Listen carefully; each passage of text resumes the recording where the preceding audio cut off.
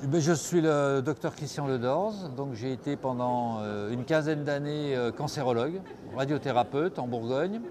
J'ai ensuite travaillé à la Générale de Santé durant également une quinzaine d'années et j'ai créé il y a maintenant 4 ans le groupe Vitalia dont j'assure la présidence.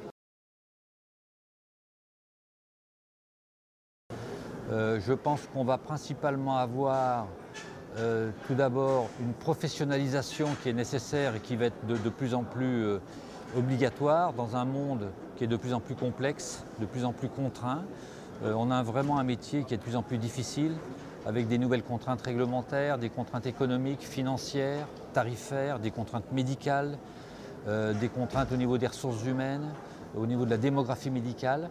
Donc face à cette complexité qui augmente sans cesse, le métier va devoir se professionnaliser de plus en plus. Ça, c'est la première chose. La deuxième chose, je pense que le secteur des cliniques privées va continuer de se consolider. On est parti il y a quelques années de 1200 cliniques. On est aujourd'hui à environ 730 cliniques. Je pense qu'il va encore y avoir des phénomènes de regroupement, de transfert-regroupement d'établissements, justement pour répondre à ce que je disais précédemment, c'est-à-dire à toute la complexité actuelle de la prise en charge des patients. Et la troisième chose, c'est qu'on va être dans un domaine où la technologie et les évolutions des soins, les évolutions médicales vont être de plus en plus rapides.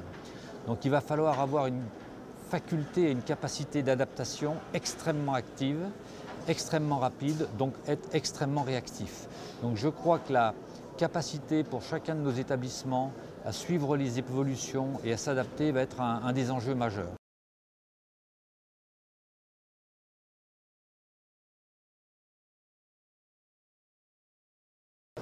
Oh, mais moi j'aimerais qu'elle soit un chien, soit un chat, parce que c'est les deux animaux préférés de la population. Je pense que cette hospitalisation privée, elle doit aussi rester un peu diverse, donc elle ne doit peut-être pas être qu'un seul animal.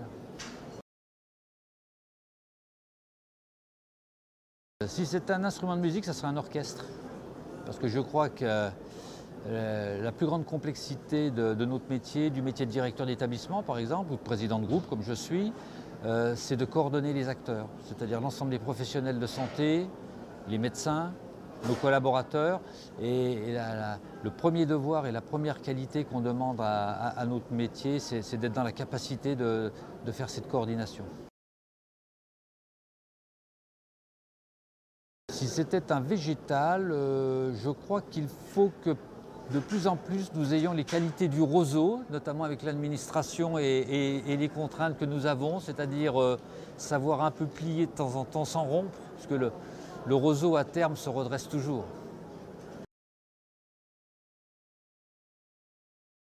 Je pense alcoolisé quand même. Je sais pas, je dirais peut-être un whisky pur malt.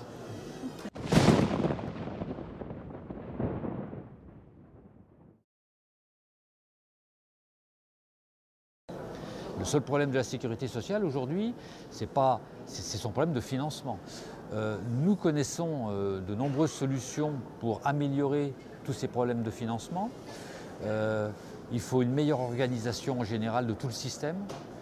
Cette organisation doit se faire sur l'ensemble des acteurs du système, les usagers en premier, le français, l'usager, le malade, le patient, on peut l'appeler de différentes terminologies, doit être plus responsabilisé économiquement dans toutes ces problématiques de sécurité sociale et de prise en charge de son risque maladie.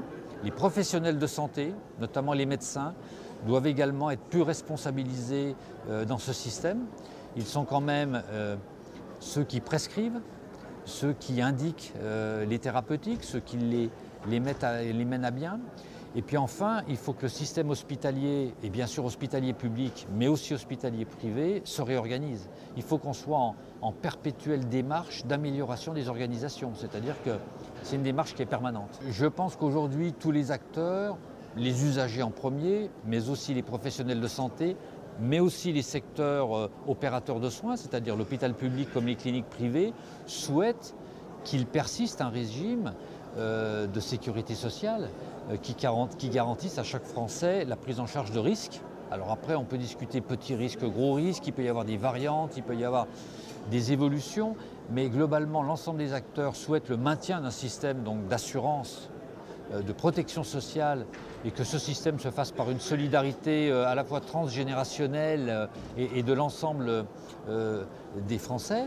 Et donc, je répète que le principal problème aujourd'hui de cette sécurité sociale, c'est de lui garantir la pérennité de son financement.